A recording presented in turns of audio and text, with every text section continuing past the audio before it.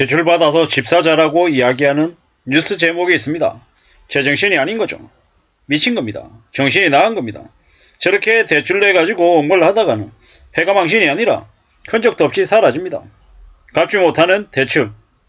내도 괜찮다고 얘기하는 놈들은 다 악마들입니다. 지금 서서히 이제 은행들이 대출을 줄여가고 있습니다. 이제 대출이 쉽게 나오지 않을 겁니다. 앞으로 자영업자 대출 쉬울까요? 택스 없는 소리. 소득이 안정적이지 않은 사람에게 더 이상 대출해주지 않은 시대가 이미 이제 벌어진 겁니다. 은행이 앞으로 몇 년 동안 많이 어려워질 것이기 때문에 철저히 대출을 틀어막을 겁니다. 지금 막판이라고 대출을 받아서 집 사자라고 얘기하는데 지금 걸려들면 어떻게 됩니까? 인생 끝장납니다. 저기 파주 은정에 30평대 6억이다. 7억이다. 대출 내가지고 입주하겠다고 하는 이들이 있는데요. 정말 그래서는 안 된다라는 겁니다. 지금은 거의 건물입니다. 건물에 걸려들면 못 빠져나옵니다. 파주 은정에요. 30평대 3억대입니다. 3억대. 비싸요. 근데 6억에 산다고요? 제정신이 나간 거죠. 답이 없는 겁니다. 앞으로 정규직으로 직장을 오래오래 다닌 사람들만 안정적인 대출을 받을 것이고 자영업자나 프리랜서는 대출을 못 받죠. 웬만하면 전부 다 대출 거절입니다. 앞으로 이제 난리가 나는 거죠. 잔고증명도 요구할 것이고 건강증명서도 사업계획서도 자금흐름증명서도 자영업자들은 대출을 받으려면 엄청나게 힘들어질 거다라는 겁니다. 통장 거래할 때도 일정한 금액에 잔고가 없으면 정기수수료를 내놓으라고 할 겁니다.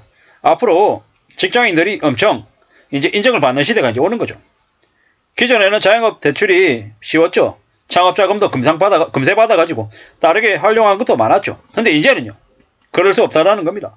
대출도 안 쉽게 안 나오고 함부로 뭔가 할 수 있는 그런 상황이 못 되는 거죠. 정신 바짝 차려야 되는 시대가 이제 온다라는 겁니다. 빚을 잘못 받으면 뒤집어집니다. 지금 대출 이자가 주담대 기준에 4에서 6%니까 괜찮은 것처럼 얘기하죠. 괜찮을까요? 안 괜찮습니다. 괜찮지 않다라는 겁니다. 무리하게 빚을 내면 어떻게 됩니까? 2023년 연말에 대출금리 8% 10%도 감당해야 됩니다. 지금은 대출 내면 죽는 시대입니다.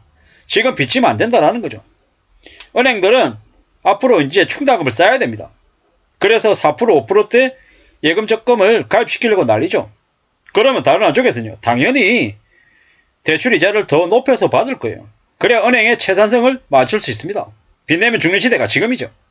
지금 이러한 시기가 계속되는 건 아니고 앞으로 한 4, 5년 그러다가 3, 4년 그러다가 나중에 또 낮아지죠. 근데 지금은요. 지금은 그래야 되는 시기가 아니죠. 지금은 정신 바짝 차리고 두고 봐야 될 시기입니다. 집값이 내려가고 난 이후에 거품이 꺼지고 난 이후에 사도 괜찮습니다. 지금은 아니다라는 겁니다. 지금은 숨죽이고 지켜보고 나중에 금리가 오를 대로 오르고 부동산 가격이 한참 내려가 있을 때 그때 사면 괜찮다라는 겁니다. 그때 사면 가격이 많이 내려가 있을 때 사면 나중에는 금리도 내려가고 뭐 대출이자도 내려가고 그러면 대출로 부동산을 산 사람들은 신나죠. 왜? 나중에 집값이 바닥을 찍고 다시 올라갈 거기 때문에 또 이자는 더 줄어들 거기 때문에 그러면 괜찮아지죠. 그리고 그 이후에 대출이자가 낮아지고 부동산 가격이 또 다시 올라가면 사람들이 또 조바심 내고 또 뛰어드는 거죠. 어떻게 해야 된다? 쌀 때는 가만히 있고 흥분하고 집값이 오르니까 사람들이 또 달라붙는 거죠. 반대로 행동해야 된다는 겁니다. 지금은 집값이 내려가기 시작한 시점이다. 그리고 시중금리가 올라가고 있는 중이다라는 겁니다. 지금은 함부로 집을 살지 말지 고민할 시기가 아니고 몇 년간 발장 끼고 지켜봐야 되는 시기다라는 겁니다. 인내심을 가져야 된다는 거죠. 돈 들고 기다릴 줄 알아야 되는 거죠. 사고 싶어서 난리지만 움찔움찔하지만 기다려야 된다는 겁니다. 바닥까지 내려가고 난 이후에 다시 올라갈 때까지 활성화될 때까지 기다려야 된다는 겁니다. 지금은 금융권들이 충당금을 쌓아야 하는 시기입니다. 연끌들이 잔인하게 죽임당하고 가진 것들을 다 뺏기게 되는 시기가 앞으로 벌어진다는 겁니다. 몇 년간 다 뺏긴다라고 보면 맞습니다. 빚쟁이들이 다주택 다중채무자들이 세금 몰락하고 그들이 부동산을 다 뺏기고 난 다음 그들이 빚져가지고 중금리로 덤태기 써서 뒤집어질 때까지 기다린 다음에 그 다음에 살지 말지를 고민해도 늦지 않다라는 겁니다. 남들도 다 빚지고 산다. 지금 아니면 못 산다. 마지막 하나 남았다. 이런 얘기는 절대로 믿지 마십시오. 물건 많습니다. 살려고 골라서 고르고 또 골라서 살 수도 있고요.